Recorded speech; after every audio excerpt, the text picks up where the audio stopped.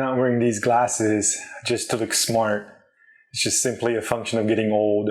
Like my eye doctor friend, Dr. Dave said, who I have to go through this. These are progressives to help me read my notes. Anyways, apologies to all you Eddie Murphy fans out there, the both of you. I know in my last video, I was singing, I just want to party all the time. But in Eddie Murphy's Party All the Time, he was singing, my girl wants to party all the time, not I just want to party all the time. It's just like how for the longest time I thought Stevie Nicks in Edge of 17 sang, just like the one-winged dove rather than a white-winged dove. What can I say? I realized that my workflow and my equipment is probably different from most everybody else. So that my favorite focal length probably won't necessarily match what you have in your camera bag. And to be honest, I'm not a real professional photographer, not like my friend David Nisi. I am just a wannabe photographer. I do it for fun. It's mostly just amateur stuff. Even though I probably fall within like the 90th percentile of people who know just enough to be dangerous with a camera, but don't really know enough to be paid for what I do. But unlike the remaining 90%, I have had to use my camera for professional work based on my function as a marketing person. I have had to use my camera to shoot product photography and so on and so forth. So no, I do not get paid for shooting photographs, but I do get paid as part of what I do to shoot photographs. So in that front, I feel like I have a little bit of say in knowledge in terms of what photography and equipment entail. But I do feel like from a professional consumer or prosumer perspective, we make up probably 95% of people who buy professional camera equipment. So for most of these camera companies, who I'm speaking to right now, the majority of you are actually the majority of their revenue and income, not necessarily the last 5% of it, mostly from professional photographers. Most of those guys rent their stuff anyway, so unlike them, we are the ones that actually spent real money to buy this stuff. So here's my Nikon or Nikkor 35mm 1.8S. These Nikon or Nikkor prime lenses, these fixed focal length in the S line, are just about somewhat affordable enough, not like some of their higher end true S line stuff that stops down to like say for 1.2 or the Noct that costs easily $2,000-$3,000. I was fortunate to find this 2.5 on sale at KEH Camera a few weeks ago and snagged it right away for a lens that literally is in excellent condition, looked like it's brand new out of the box.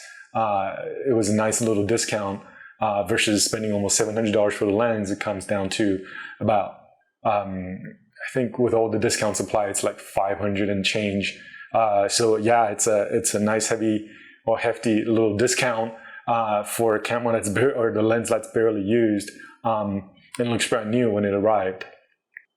And before I got too far into this video, I want to give a quick shout out to, I think his Zonifer, who commented on my ZFC video about how some people compare the ZFC to a gimmicky toy, and in reality, the more I use it, the more I like the ZFC. And I'll talk a little bit more about it later in the video of why I like this particular combination of the 35mm focal length on the ZFC DX crop body. But back to the 35mm focal length, and the reason why I like this focal length so much now is on the Z6 II, which is a full frame sensor, the 35mm is fantastic for landscape. You could, the lens being small enough, you could carry it around with you. At 35mm, you get a nice somewhat in between a wide angle and a regular 50 millimeter zoom length. So you get a lot more of the landscape as you shoot.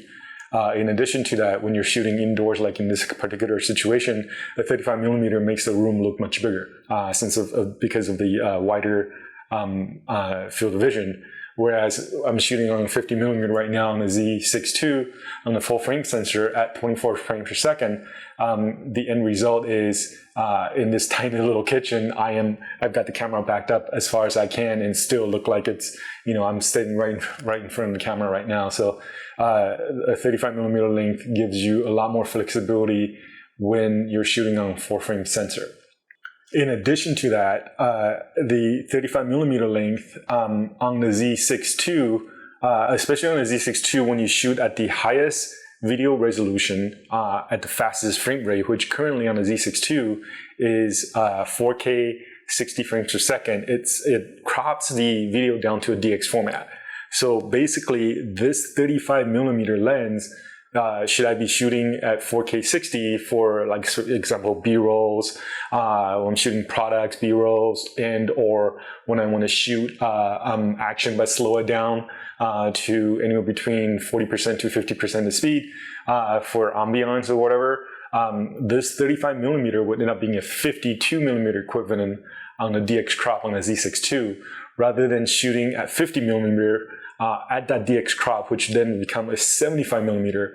So at that length for a close-up, it works great. But when you're doing kind of sort of just simulating what human field of vision would be, for example, when I want to shoot eventually my daughter Mallory playing tennis for her hopefully recruitment video, I'd be able to shoot from a comfortable distance without having the shot being cropped in too close and missing out on some of the action. You can see in the video that I capture using the DJI Osmo Action 3 where my camera is actually set up on the court. It's just slightly off the side of the court using the 35 millimeter lens on my Z6 II, which again becomes a 52 millimeter equivalent. So rather than having it being mostly focused on the upper half of my body on what would be a 75 millimeter equivalent on the slow motion or slower motion B-roll type shots, I end up getting what I would consider most of the full body. So you get a better action shot in terms of the actual field of vision being a 52 millimeters.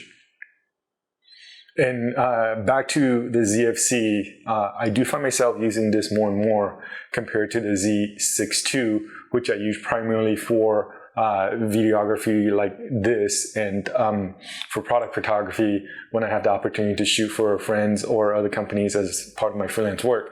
So on the ZFC specifically, since this is a DX crop, a 35 millimeter again translates to a 52 millimeter focal length, and also a 50-ish millimeter field of vision.